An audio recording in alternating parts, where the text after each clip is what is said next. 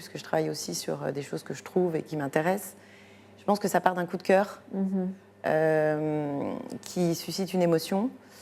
Et je me dis, ben oui, j'ai envie de travailler là-dessus. Ça peut être une personne que je rencontre dans la rue, que j'arrête et à qui je demande, est-ce que je peux vous prendre en photo parce que vous m'inspirez.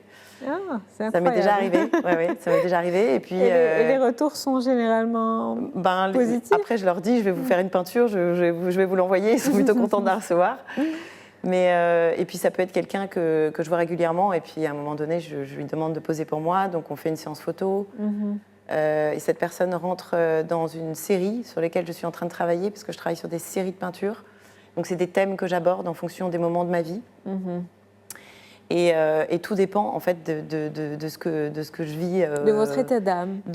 Mon état d'âme et de ce qui se passe aussi dans ma vie, dans le monde. En fait, il peut se passer plein de choses quand on a des enfants, quand on déménage, quand on doit s'adapter dans des nouveaux contextes, quand on vit le Covid, quand on vit les attentats à Paris. Voilà, plein de choses on nourrit ma peinture. Un acte de création lié principalement à vos émotions et vos sentiments, le feeling d'une certaine manière. Exactement.